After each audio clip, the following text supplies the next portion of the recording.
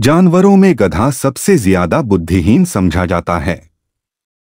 हम जब किसी आदमी को पहले दर्जे का बेवकूफ कहना चाहते हैं तो उसे गधा कहते हैं।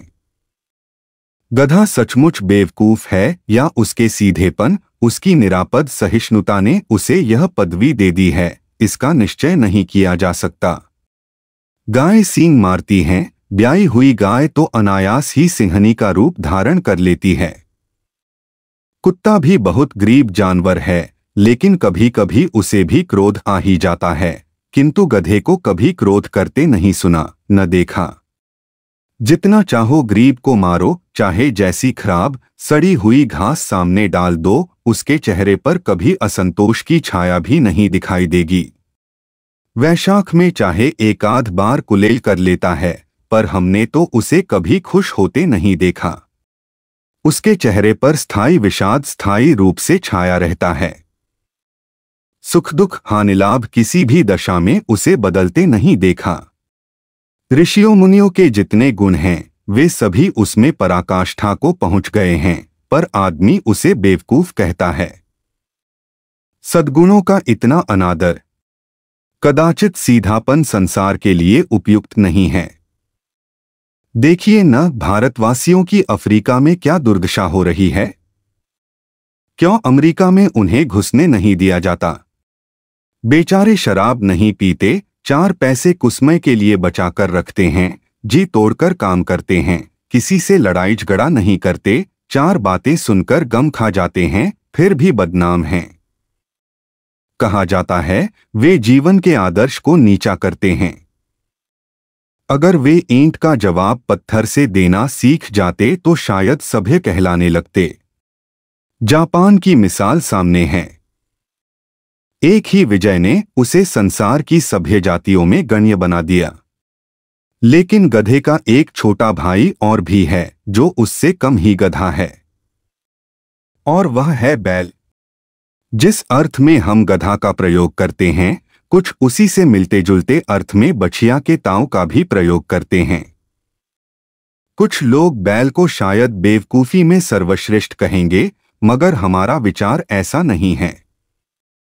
बैल कभी कभी मारता भी है, कभी कभी अड़ियल बैल भी देखने में आता है, और भी कई रीतियों से अपना असंतोष प्रकट कर देता है, अतएव उसका स्थान गधे से नीचा है। झूरी के पास 2 बैल थे, हीरा और मोती। देखने में सुंदर, काम में चौकस, दिल में ऊंचे। बहुत दिनों साथ रहते रहते दोनों में भाईचारा हो गया था। दोनों आमने सामने या आसपास बैठे हुए एक दूसरे से मूक भाषा में विचार विनिमय किया करते थे। एक दूसरे के मन की बात को कैसे समझा जाता है हम कह नहीं सकते। अवश्य ही उनमें कोई ऐसी गुप्त शक्ति थी जिससे जीवों में श्रेष्ठता का दावा करने वाला मनुष्य वंचित है। दोनों एक दूसरे को चाटकर सूंघकर अपना प्रेम प्रकट करते, कभी कभी दोनों सींग भी मिला लिया करते थे, विग्रह के नाते से नहीं, केवल विनोद के भाव से, आत्मीयता के भाव से, जैसे दोनों में घनिष्ठता होते ही धौलधप्पा होने लगता है। इसके बिना दोस्ती कुछ फुसफसी, कुछ हल्की सी रहती है, फिर ज्यादा विश्वास नहीं किया जा सकता। जिस वक्त ये दोनों बैल हल या गाड़ी में जोत दिए जाते और गर्दन हिला हिलाकर चलते, उस समय हर एक की चेष्टा होती कि ज्यादा से ज्यादा बोझ मेरी ही गर्दन पर रहे। दिन भर के बाद दोपहर या संध्या को दोनों खुलते तो एक दूसरे को चाट चूट कर अपनी थकान मिटा लिया करते। नाद में खली भूसा पड़ जाने के बाद दोनों साथ उठते, साथ नाद में मुंह डालते और साथ ही बैठते थे। एक मुंह हटा लेता तो दूसरा भी हटा लेता था। संयोग की बात, झूरी ने एक बार गोई को ससुराल भेज दिया। बैलों को क्या मालूम वे कहाँ भेजे जा रहे हैं। समझे मालिक ने हमें बेच दिया। अपना यूं बेचा जाना उन्हें अच्छा लगा या बुरा कौन जाने, पर झूरी के साले गया को घर तक गोई ले जाने में दांतों पसीना आ गया। पीछे से हाँकता तो दोनों दाएं बाएं भागते, पगहिया पकड़कर आगे से खींचता तो दोनों पीछे की ओर जोर लगाते, मारता तो दोनों सींगे नीची करके हुंकारते। अगर ईश्वर ने उन्हें वाणी दी होती तो झूरी से पूछते, तुम हम गरीबों को क्यों निकाल रहे हो? हमने तो तुम्हारी सेवा करने में कोई कसर नहीं उठा रखी। अगर इतनी मेहनत से काम न चलता था और काम ले लेते, हमें तो तुम्हारी चाकरी में मर जाना कबूल था। हमने कभी दाने चारे की शिकायत नहीं की। तुमने जो कुछ खिलाया वह सिर झुकाकर खा लिया, फिर तुमने हमें इस जालिम के हाथ क्यों बेच दिया? संध्या समय दोनों बैल अपने नए स्थान पर पहुंचे। दिन भर के भूखे थे, लेकिन जब नाद में लगाए गए तो एक ने भी उसमें मुंह नहीं डाला। दिल भारी हो रहा था। जिसे उन्होंने अपना घर समझ रखा था वह आज उनसे छूट गया। यह नया घर, नया गांव, नए आदमी उन्हें बेगाने से लगते थे। दोनों ने अपनी मूक भाषा में सलाह की, एक दूसरे को कनखियों से देखा और लेट गए। जब गांव में सोता पड़ गया तो दोनों ने जोर मारकर पगहा तुड़ा डाले और घर की तरफ चले। पगहे बहुत मजबूत थे। अनुमान न हो सकता था कि कोई बैल उन्हें तोड़ सकेगा, पर इन दोनों में इस समय दूनी शक्ति आ गई थी। एक एक झटके में रस्सियां टूट गईं। झूरी प्रातःकाल सोकर उठा तो देखा कि दोनों बैल चरनी पर खड़े हैं। दोनों की गर्दनों में आधा आधा गराव लटक रहा था। घुटने तक पांव कीचड़ से भरे हैं और दोनों की आंखों में विद्रोहमय स्नेह झलक रहा है। झूरी बैलों को देखकर स्नेह से गदगद हो गया। दौड़कर उन्हें गले लगा लिया। प्रेमालिंगन और चुंबन का वह दृश्य बड़ा ही मनोहर था। घर और गांव के लड़के जमा हो गए और तालियां बजा बजाकर उनका स्वागत करने लगे। गांव के इतिहास में यह घटना अभूतपूर्व न होने पर भी महत्वपूर्ण थी। बालसभा ने निश्चय किया, दोनों पशुवीरों का अभिनंदन पत्र देना चाहिए। कोई अपने घर से रोटियां लाया, कोई गुड़, कोई चोकर, कोई भूसी। एक बालक ने कहा, ऐसे बैल किसी के पास न होंगे। दूसरे ने समर्थन किया, इतनी दूर से दोनों अकेले चले आए। तीसरा बोला, बैल नहीं हैं, वे उस जन्म के आदमी हैं। इसका प्रतिवाद करने का किसी को साहस नहीं हुआ। झूरी की स्त्री ने बैलों को द्वार पर देखा तो जल उठी। बोली, कैसे नमकहराम बैल हैं कि एक दिन वहां काम न किया। भाग खड़े हुए झूरी अपने बैलों पर यह आक्षेप न सुन सका, नमक हराम क्यों हैं? चारा दाना न दिया होगा तो क्या करते? स्त्री ने रोब के साथ कहा, बस तुम ही तो बैलों को खिलाना जानते हो और तो सभी पानी पिला पिला कर रखते हैं। झूरी ने चिढ़ाया, चारा मिलता तो क्यों भागते? स्त्री चिढ़ गई, भागे इसलिए कि वे लोग तुम जैसे बुद्धुओं की तरह बैल को सहलाते नहीं, खिलाते हैं तो रगड़कर जोतते भी हैं। ये दोनों ठहरे कामचोर भाग निकले। अब देखो कहां से खली और चोकर मिलता है। सूखे भूसे के सिवा कुछ न दूंगी, खाए चाहे मरें। वही हुआ। मजूर की बड़ी ताकीद की गई कि बैलों को खाली सूखा भूसा दिया जाए। बैलों ने नाद में मुंह डाला तो फीका फीका, न कोई चिकनाहट न कोई रस। क्या खाए? आशाभरी आंखों से द्वार की ओर ताकने लगे। झूरी ने मजूर से कहा, थोड़ी सी खली क्यों नहीं डाल देता बे? मालकिन मुझे मार ही डालेंगी। चुराकर डाला। ना दादा, पीछे से तुम भी उन्हीं की सी कहोगे। दूसरे दिन झूरी का साला फिर आया और बैलों को ले चला। अब की उसने दोनों को गाड़ी में जोता। दो चार बार मोती ने गाड़ी को खाई में गिराना चाहा, पर हीरा ने संभाल लिया। वह ज्यादा सहनशील था। संध्यासमय घर पहुंचकर उसने दोनों को मोटी रस्सियों से बांधा और कल की शरारत का मजा चखाया, फिर वही सूखा भूसा डाल दिया। अपने दोनों बैलों को खली चूनी सब कुछ दी। दोनों बैलों का ऐसा अपमान कभी न हुआ था। झूरी ने इन्हें फूल की छड़ी से भी छूता था। उसकी टिटकार पर दोनों उड़ने लगते थे। यहां मार पड़ी। आहत सम्मान की व्यथा तो थी ही, उस पर मिला सूखा भूसा। नाद की तरफ आंखें तक न उठाईं। दूसरे दिन गया ने बैलों को हल में जोता, पर इन दोनों ने जैसे पाँव न उठाने की कसम खा ली थी। वह मारते मारते थक गया, पर दोनों ने पाँव न उठाया। एक बार जब उस निर्दयी ने हीरा की नाक पर खूब डंडे जमाए तो मोती का गुस्सा काबू से बाहर हो गया। हल लेकर भागा। हल, रस्सी, जुआ, जोत सब टूट टाट कर बराबर हो गया। गले में बड़ी बड़ी रस्सियां न होती तो दोनों पकड़ाई में न आते। हीरा ने मूक भाषा में कहा, भागना व्यर्थ है। मोती ने उत्तर दिया, तुम्हारी तो इसने जान ही ले ली थी, अब की बड़ी मार पड़ेगी। पढ़ने दो, बैल का जन्म लिया है तो मार से कहां तक बचेंगे। गया दो आदमियों के साथ दौड़ा आ रहा है, दोनों के हाथों में लाठियां हैं। मोती बोला, कहो तो दिखा दूं मजा, मैं भी लाठी लेकर आ रहा है। हीरा ने समझाया, नहीं भाई, खड़े हो जाओ, मुझे मारेगा तो मैं एक दो को गिरा दूंगा। नहीं, हमारी जाति का यह धर्म नहीं है। मोती दिल में ऐंठ कर रह गया। गया आ पहुंचा और दोनों को पकड़कर ले चला। कुशल हुई कि उसने इस वक्त मारपीट न की, नहीं तो मोती पलट पड़ता। उसके तेवर देख गया और उसके सहायक समझ गए कि इस वक्त टाल जाना ही भलमनसाहत है। आज दोनों के सामने फिर वही सूखा भूसा लाया गया। दोनों चुपचाप खड़े रहे। घर में लोग भोजन करने लगे। उस वक्त छोटी सी लड़की 2 रोटियां लिए निकली और दोनों के मुंह में देकर चली गई। उस एक रोटी से इनकी भूख तो क्या शांत होती, पर दोनों के हृदय को मानो भोजन मिल गया। यहां भी किसी सज्जन का वास है। लड़की भैरों की थी। उसकी मां मर चुकी थी।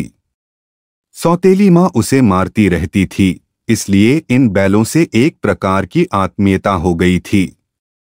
दोनों दिन भर जाते, डंडे खाते, अड़ते, शाम को थान पर बांध दिए जाते और रात को वही बालिका उन्हें 2 रोटियां खिला जाती।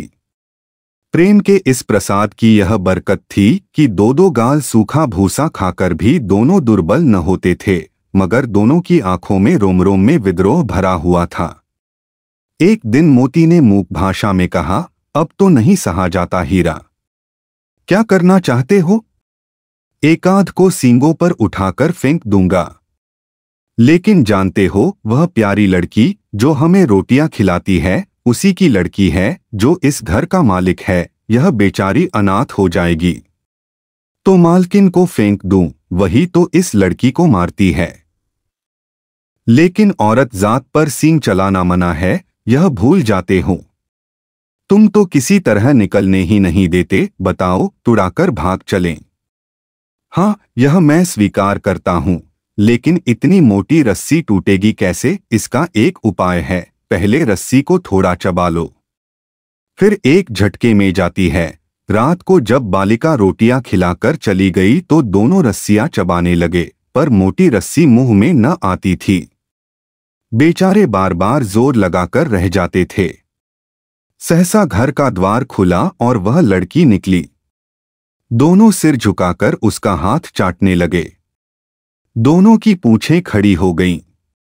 उसने उनके माथे सहलाए और बोली, खोल देती हूं, चुपके से भाग जाओ, नहीं तो ये लोग मार डालेंगे।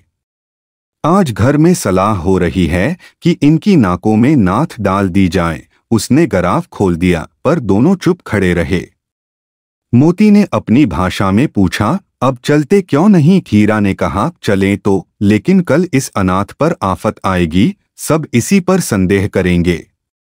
सहसा बालिका चिल्लाई, दोनों फूफा वाले बैल भागे जे रहे हैं। ओ दादा, दादा, दोनों बैल भागे जा रहे हैं। ओ दादा, दादा, दोनों बैल भागे जा रहे हैं, जल्दी दौड़ो। गया हड़बड़ाकर भीतर से निकला और बैलों को पकड़ने चला। वे दोनों भागे।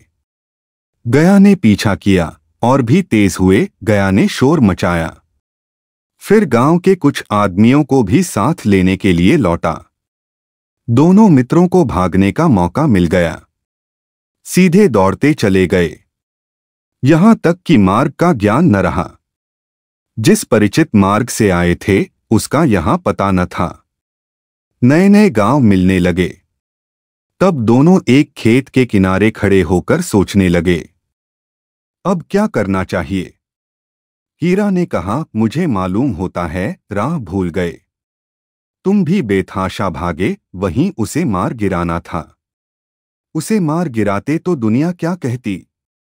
वह अपने धर्म छोड़ दे, लेकिन हम अपना धर्म क्यों छोड़ें? दोनों भूख से व्याकुल हो रहे थे। खेत में मटर खड़ी थी। चरने लगे। रह रहकर आहट लेते रहे थे। कोई आता तो नहीं है। जब पेट भर गया, दोनों ने आजादी का अनुभव किया तो मस्त होकर उछलने कूदने लगे। पहले दोनों ने डकार ली, फिर सींग मिलाए और एक दूसरे को ठेलने लगे। मोती ने हीरा को कई कदम पीछे हटा दिया, यहां तक कि वह खाई में गिर गया। तब उसे भी क्रोध आ गया। संभल कर उठा और मोती से भिड़ गया। मोती ने देखा खेल में झगड़ा हुआ चाहता है तो किनारे हट गया। अरे, यह क्या? कोई सांड डौंकता चला आ रहा है। हाँ, सांड ही है। वह सामने आ पहुंचा। दोनों मित्र बगले झांक रहे थे। सांड पूरा हाथी था। उससे भिड़ना जान से हाथ धोना है, लेकिन न भिड़ने पर भी जान बचती नजर नहीं आती। इन्हीं की तरफ आ भी रहा है। कितनी भयंकर सूरत है। मोती ने मूक भाषा में कहा, बुरे फन से जान बचेगी? कोई उपाय सोचो, हीरा ने चिंतित स्वर में कहा। अपने घमंड में फूला हुआ है, आर्जुविनती न सुनेगा। भाग क्यों न चलें? भागना कायरता है। तो फिर यहीं मरो। बंदा तो 9-2-11 होता है। और जो दौड़ाए। तो फिर कोई उपाय सोचो जल्द। उपाय यही है कि उस पर दोनों जने एक साथ चोट करें। मैं आगे से रगेदता हूं, तुम पीछे से रगेदो, दोहरी मार पड़ेगी तो भाग खड़ा होगा। मेरी ओर झपटे, तुम बगल से उसके पेट में सींग घुसेड़ देना। जान जोखिम है, पर दूसरा उपाय नहीं है। दोनों मित्र जान हथेली पर लेकर लपके। सांड को भी संगठित शत्रुओं से लड़ने का तजुर्बा न था। वह तो एक शत्रु से मल्लयुद्ध करने का आदी था। जो ही हीरा पर झपटा, मोती ने पीछे से दौड़ाया। सांड उसकी तरफ मुड़ा तो हीरा ने रगेदा। सांड चाहता था कि एक एक करके दोनों को गिरा ले, पर ये दोनों भी उस्ताद थे। उसे वह अवसर न देते थे। एक बार सांड झल्लाकर हीरा का अंत कर देने के लिए चला कि मोती ने बगल से आकर उसके पेट में सींग भोंक दिया। सांड क्रोध में आकर पीछे फिरा तो हीरा ने दूसरे पहलू में सींगे चुभा दिया। आखिर बेचारा स्थमी होकर भागा और दोनों मित्रों ने दूर तक उसका पीछा किया, यहां तक कि सांड बेदम होकर गिर पड़ा। तब दोनों ने उसे छोड़ दिया। दोनों मित्र जीत के नशे में झूमते चले जाते थे। मोती ने सांकेतिक भाषा में कहा, मेरा जी चाहता था कि बचा को मार ही डालूं। हीरा ने तिरस्कार किया, गिरे हुए बैरी पर सींग न चलाना चाहिए। यह सब ढोंग है, बैरी को ऐसा मारना चाहिए कि फिर न उठे। अब घर कैसे पहुंचोगे वह सोचो। पहले कुछ खा लें तो सोचें। सामने मटर का खेत था ही, मोती उसमें घुस गया। हीरा मना करता रहा, पर उसने एक न सुनी। अभी 2 ही 4 ग्रास खाए थे कि आदमी लाठियां लिए दौड़ पड़े और दोनों मित्र को घेर लिया। हीरा तो मेड़ पर था, निकल गया। मोती सींचे हुए खेत में था। उसके खुर कीचड़ में धंसने लगे। न भाग सका। पकड़ लिया। हीरा ने देखा संगी संकट में है तो लौट पड़ा। फंसेंगे तो दोनों फंसेंगे। रखवालों ने उसे भी पकड़ लिया। प्रातःकाल दोनों मित्र कांजी हाउस में बंद कर दिए गए। दोनों मित्रों को जीवन में पहली बार ऐसा साबिका पड़ा था कि सारा दिन बीत गया और खाने को एक तिनका भी न मिला। समझ में न आता था यह कैसा स्वामी है। इससे तो गया फिर भी अच्छा था। यहाँ कई भैंसें थीं, कई बकरियां, कई घोड़े, कई गधे, पर किसी के सामने चारा न था। सब जमीन पर मुर्दों की तरह पड़े थे। कई तो इतने कमजोर हो गए थे कि खड़े भी न हो सकते थे। सारा दिन मित्र फाटक की ओर टकटकी लगाए रहते, पर कोई चारा न लेकर आता दिखाई दिया।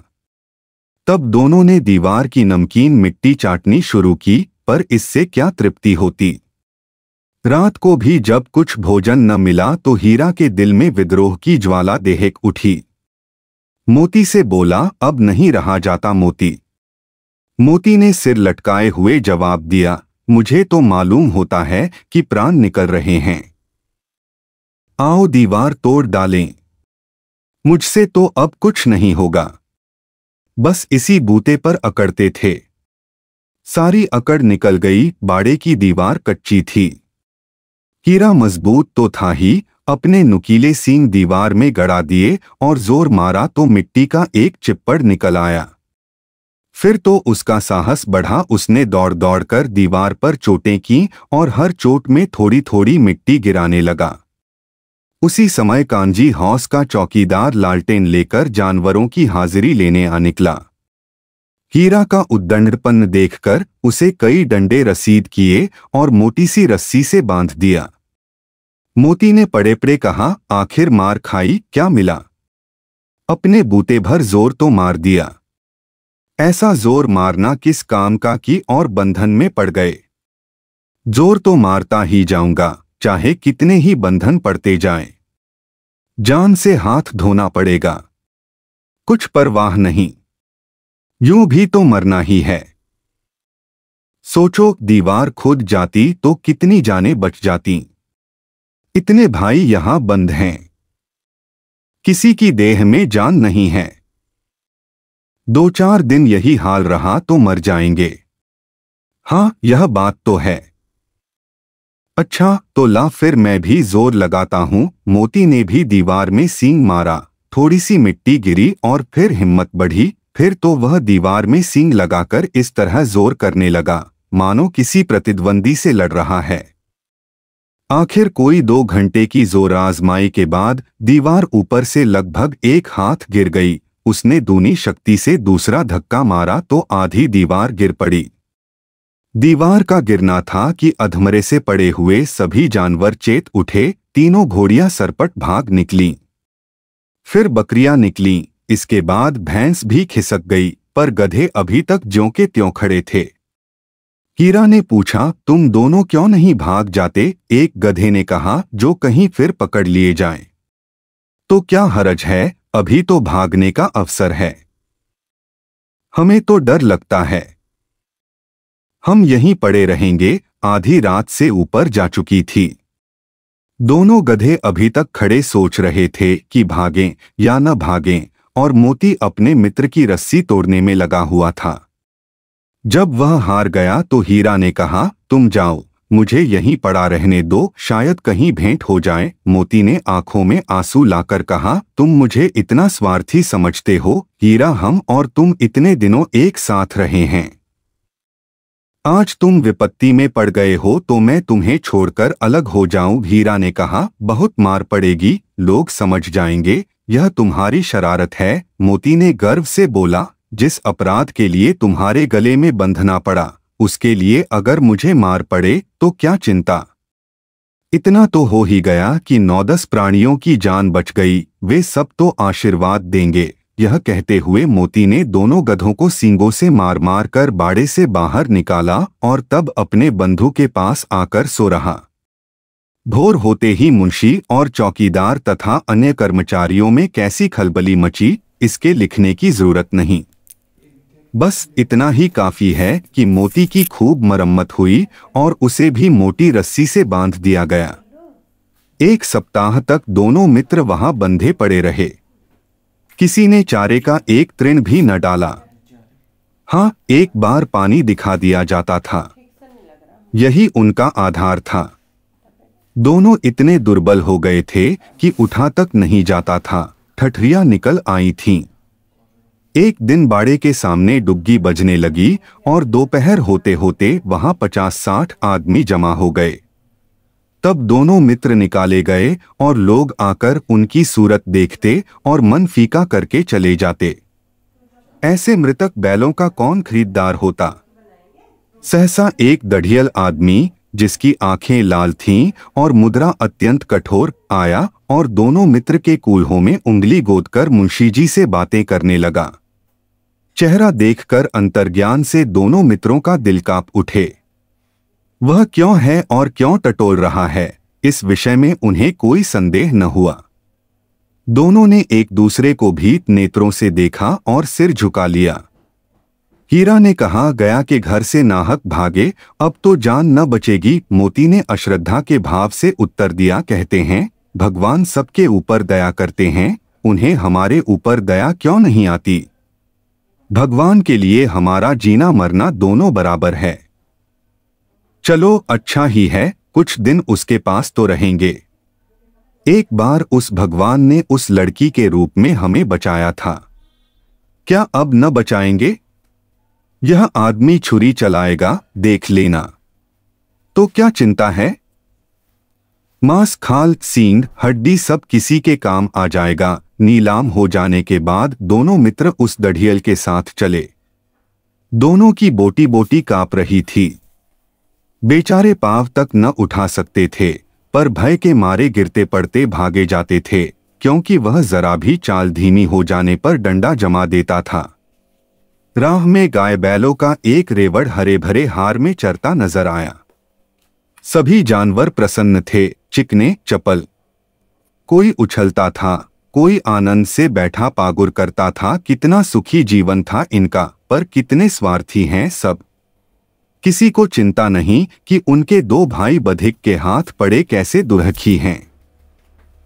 सहसा दोनों को ऐसा मालूम हुआ कि परिचित राह है। हाँ, इसी रास्ते से गया उन्हें ले गया था। वही खेत, वही बाग, वही गांव मिलने लगे। प्रतिक्षण उनकी चाल तेज होने लगी। सारी थकान, सारी दुर्बलता गायब हो गई। आह, यह लो, अपना ही हार आ गया। इसी कुएं पर हम पुर चलाने आया करते थे, यही कुआं है। मोती ने कहा, हमारा घर नगीच आ गया है। हीरा बोला, भगवान की दया है। मैं तो अब घर भागता हूं। यह जाने देगा, इसे मैं मार गिराता हूं। नहीं नहीं, दौड़कर थान पर चलो, वहां से आगे हम न जाएंगे। दोनों उन्मत्त होकर बछड़ों की भांति कुलेले करते हुए घर की ओर दौड़े। वह हमारा थान है। दोनों दौड़कर अपने थान पर आए और खड़े हो गए। दढ़ियल भी पीछे पीछे दौड़ा चला आता था। झूरी द्वार पर बैठा धूप खा रहा था। बैलों को देखते ही दौड़ा और उन्हें बारी बारी से गले लगाने लगा। मित्रों की आंखों से आनंद के आंसू बहने लगे।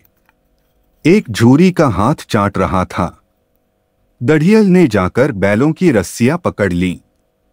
झूरी ने कहा, मेरे बैल हैं। तुम्हारे बैल कैसे हैं? मैं मवेशी खाने से नीलाम लिए आता हूं। मैं तो समझता हूं चुराए लिए जाते हो। चुपके से चले जाओ, मेरे बैल हैं। मैं बेचूंगा तो बिकेंगे। किसी को मेरे बैल नीलाम करने का क्या इख्तियार है? जाकर थाने में रपट कर दूंगा। मेरे बैल हैं। इसका सबूत यह है कि मेरे द्वार पर खड़े हैं। दढ़ियल झल्लाकर बैलों को जबरदस्ती पकड़ ले जाने के लिए बढ़ा। उसी वक्त मोती ने सीम चलाया। दढ़ियल पीछे हटा। मोती ने पीछा किया। दढ़ियल भागा। मोती पीछे दौड़ा। गांव के बाहर निकल जाने पर वह रुका, पर खड़ा दढ़ियल का रास्ता देख रहा था। दढ़ियल दूर खड़ा धमकियां दे रहा था, गालियां निकाल रहा था, पत्थर फेंक रहा था, और मोती विजयी शूर की भांति उसका रास्ता रोके खड़ा था। गांव के लोग यह तमाशा देखते थे और हंसते थे। जब दढ़ियल हार कर चला गया तो मोती अकड़ता हुआ लौटा। हीरा ने कहा, मैं तो डर गया था कि कहीं तुम गुस्से में आकर मार न बैठो। अब न आएगा। आएगा तो दूर से ही खबर लूंगा। देखूं कैसे ले जाता है। जो गोली मरवा दे। मर जाऊंगा पर उसके काम न आऊंगा। हमारी जान को कोई जान ही नहीं समझता, इसलिए कि हम इतने सीधे हैं। जरा देर में नादों में खली भूसा, चोकर और दाना भर दिया गया और दोनों मित्र खाने लगे। जोरी खड़ा दोनों को सहला रहा था। वह उनसे लिपट गया। जोरी की पत्नी भी भीतर से दौड़ी दौड़ी आई। उसने आकर दोनों बैलों के माथे चूम लिए।